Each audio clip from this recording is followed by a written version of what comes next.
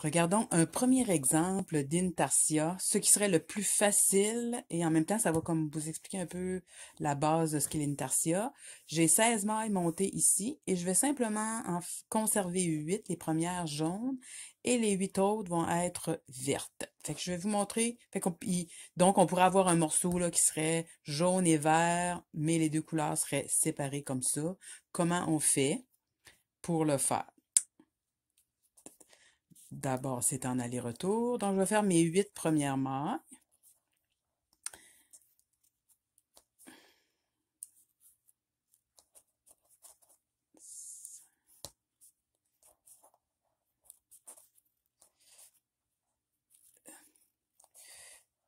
Huit. Oui, c'est ça. Et donc, je vais joindre ma nouvelle couleur. En passant, j'aurais pu monter une moitié verte, une moitié jaune pour pouvoir le faire comme ça. Mais là, je voulais vraiment aller au plus simple, à la toute première base de ce qu'est l'intarsia. La première chose que je fais, je vais piquer dans ma maille avant d'aller chercher la prochaine couleur que je veux utiliser, qui est le vert. Et je vais tout simplement joindre le vert. Donc, pour le premier rang, je n'ai pas de croisement spécial à faire. Voilà, fait que je vais terminer mon rang et recommencer à l'envers, puis je vais vous montrer comment va se faire le premier croisement. J'ai terminé mon rang en droit, maintenant je vais aller commencer mon rang en vert, faire mes 8 mailles vertes. OK, maintenant j'ai terminé le vert. Si je ne fais rien et que je fais juste prendre mon jaune, vous allez comprendre que les deux couleurs vont être toujours séparées, fait qu'on n'a pas le résultat obtenu. Alors, ce que je dois faire, et c'est une règle générale pour l'intarsia, c'est que la nouvelle couleur, l'ancienne couleur, excusez, va aller par-dessus, alors que la nouvelle couleur va se prendre par en dessous. Fait qu'ainsi, les deux laines se croisent. Et c'est la même chose que ce soit sur l'endroit et sur l'envers. Et autre petite règle avec l'intarsia, on revient après une coupe de mailles et on tire juste un peu sur nos laines. Fait que je vais vous remontrer maintenant la même chose si je le fais sur l'endroit. OK, je termine ma partie jaune. Pour changer de couleur, je pique.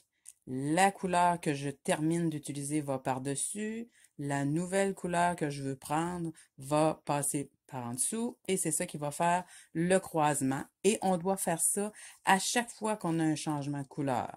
Après une coupe de mailles, je tire un petit peu sur mes deux brins. Ça, c'est un détail, mais ça peut faire la différence entre une belle finition ou pas.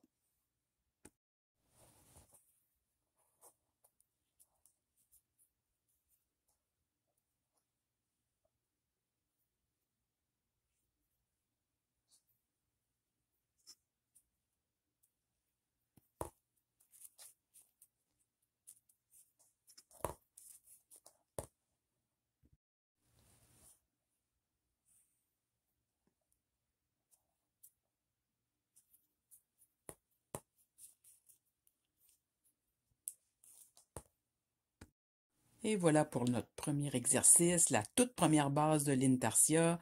On a comme quelque chose de bicolore et notre tricot est attaché à deux balles différentes. Vous voyez, si c'est bien fait, la ligne ressemble à un rang en vert. Ça nous prouve juste que c'est bien fait. Alors là, j'ai deux balles parce que j'ai deux couleurs, mais vous comprenez que je pourrais avoir beaucoup plus de balles selon le nombre de couleurs. OK, on va faire un exercice suivant avec simplement un petit carré au milieu d'un carré tricoté. Et là, malheureusement, mon imprimante n'a pas fait une belle job. C'est pas grave, vous voyez ce que vous avez à voir. Mais imaginez que juste ce petit motif-là de rien va quand même demander 3 sources de couleurs. Maintenant, je sais que dans l'intarsia, on avait l'habitude d'entendre qu'il fallait préparer de petites pelotes de laine et je dirais que oui, c'est vrai, quand vous avez un dessin plus complexe. Quand vous avez un dessin comme ça, à ce moment-là, c'est pas nécessaire, là. On peut prendre la laine directement de la pelote, ce que moi, je vais faire. OK, maintenant, pour aller un petit peu plus vite, disons que j'ai fait les premiers rangs au point mousse et je suis rendue sur ce rang-là où on joint la nouvelle couleur, mais à cause de ça, il va falloir joindre du jaune là, ici, d'une autre pelote ou de l'extérieur de la pelote. Je ne le dirai pas trop fort, mais effectivement, quand on a très peu, on prend l'intérieur et l'extérieur. Si c'était plus que ça, j'aurais préparé mes pelotes à l'avance, c'est ça l'idée. Donc, j'ai 4 mailles dans ma couleur de base. 2, 3, 4. Fait que je vais faire tout le premier rang devant vous pour que vous puissiez comprendre. Puis après ça, je vais y aller juste par petites sections. Ensuite, là, pour la 5e maille, c'est ma couleur plus foncée qui est le vert. Et je prends donc le vert et j'ai 1, 2, 3, 4, 5, 6, 7 mailles dans le vert. 1, 2, 3, 4, 5, 6, 7. Et maintenant, je dois reprendre non pas ce jaune-là, parce que sinon, ça va tout taponner comme ça ici. On veut pas ça, pas pour l'intarsia. Et je vais terminer les 4 dernières avec une nouvelle source de jaune, le même jaune que j'ai au début. OK, là, vous avez vu, je n'ai pas fait de croisement, un peu comme l'exercice de tantôt. C'est juste au 2e rang que ça va arriver. OK, on est sur le rang en vert. Je termine mon jaune. Oui, le petit bout est mou, je tire dessus, c'est normal. Et maintenant, je vais prendre le vert.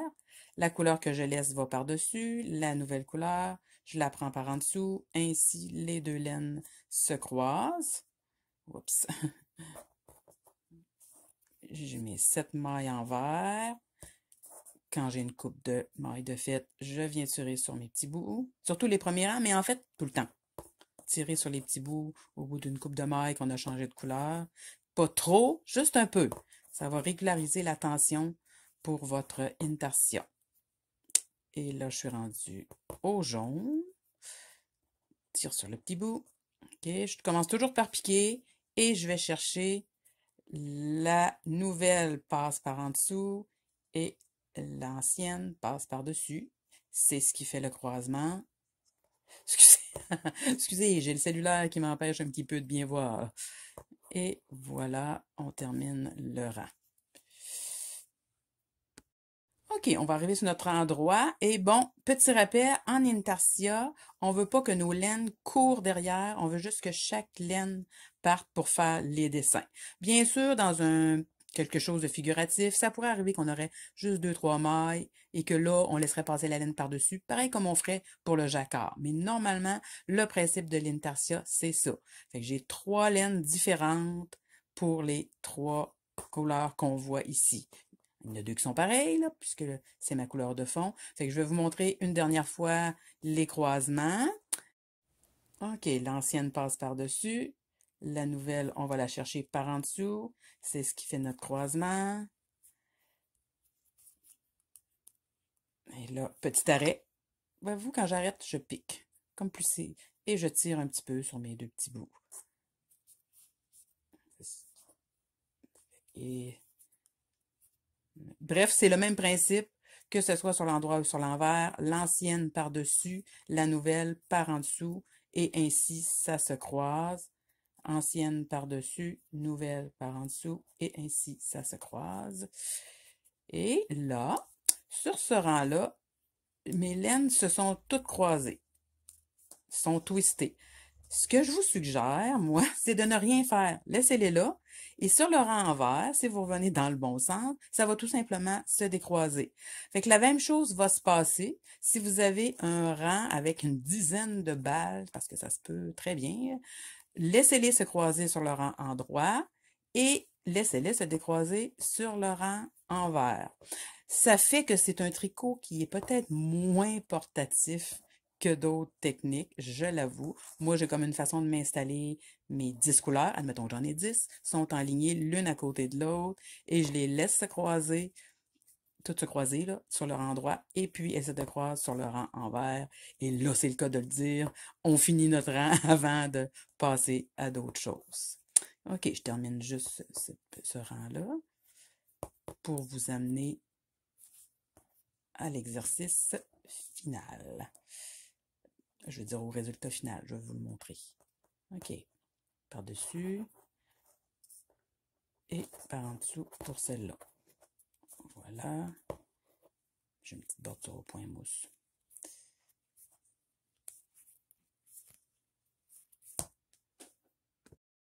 Bon, je suis rendue. Dans le fond, je viens de terminer ce rang-là.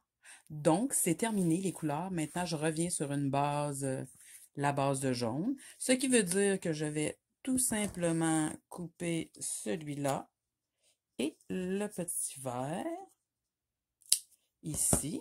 OK. Je les enlève pour les avoir dans les jambes. Oups. OK. Excusez-moi. Et maintenant, je vais vous montrer un petit truc que j'ai déjà montré ailleurs, mais vu que je suis quelqu'un qui aime beaucoup le travail de couleur, je rends mes bouts au fur et à mesure.